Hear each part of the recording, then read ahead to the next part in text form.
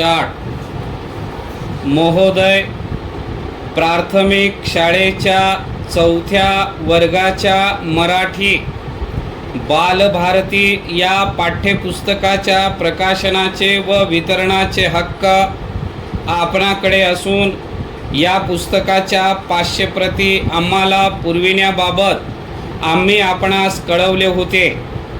तथापि राज्यातील सर्व पुस्तक विक्रेत्यांची मागणी जास्त असल्याचे कारण सांगून सध्या फक्त 300 प्रती पाठवित आहोत असे आपण आम्हाला कळवले आहे।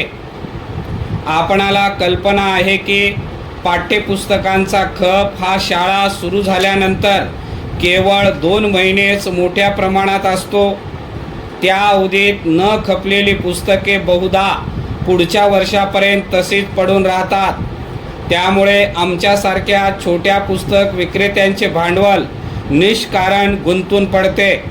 पुस्तकांचा साठा पडून राहिल्यास पुढील वर्षी अशी पुस्तके काही प्रमाणात खराब होतात। परिच्छेद गेल्या 40 वर्षाहून अधिक काळ भाषिक वृत्तपत्रांची मुळे भारतीय भूमीत खोलवर रुजलेली आहेत। ज्या भारतीय सामाजिक सांस्कृतिक वातावरणाने त्यांना आधार दिला व त्यांचे संवर्धन केले, त्यामध्ये या भाषिक वृत्तपत्रांनी आपले पंख पसरले आहेत। भारतीय परंपरा व आधुनिकता यांची त्यांना अगदी सहजरित्या सांगड घातली।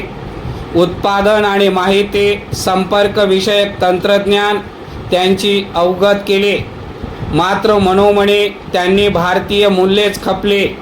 नव्या पिढीचा नवा सण म्हणून त्यांनी सेंट व्हॅलेंटाईन दिवस मान्य केला, पण रक्षाबंधन व भाऊबीज या सणांनाही तेवढ्याच अभिमानाने ते उल्लेखतात। क्रीडा क्षेत्रातही पाश्चात्य क्रीडापटूंच्या बरोबरीने पी.टी. उषा, लिएंडर पेस, विश्वनाथ आनंद आदींनी ती स्थान व महत्त्व देतात।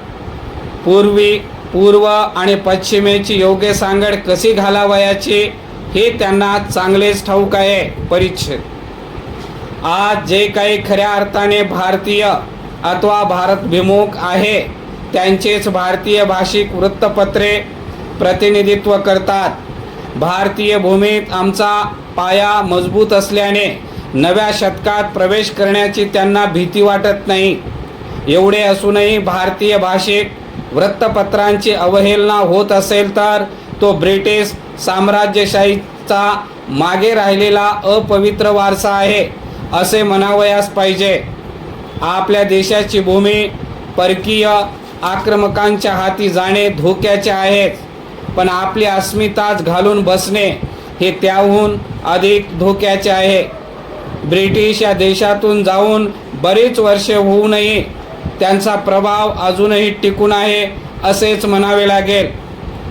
स्वातंत्र्य मिळून 50 वर्षे होऊन गेली तरी आपल्याकडे अद्याप इंग्रजी भाषिक वृत्तपत्रांनाच राष्ट्रीय वृत्तपत्रे का मानले जाते हा एक प्रश्नच आहे।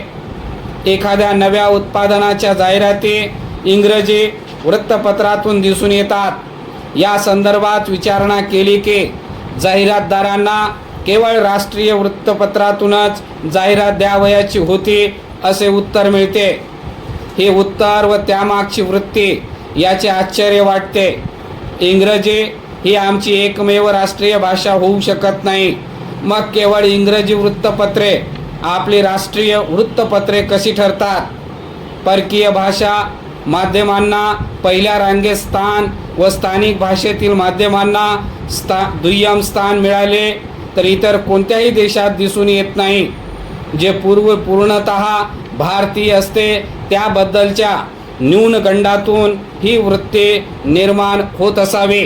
परिच्छेद 12व्या शतकापासून सुरू झालेली राजदरबारातील मोडी लिपी 1960 नंतर व्यवहारातून मोडीत निघाली, परंतु याच मोडीची गोडी पुन्हा एकदा वाढत आहे।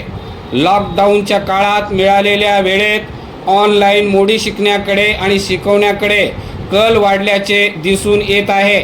महाराष्ट्रात 12व्या शतकापासून मोडी लिपीची सुरुवात झाली असे इतिहासकारांचे मत आहे।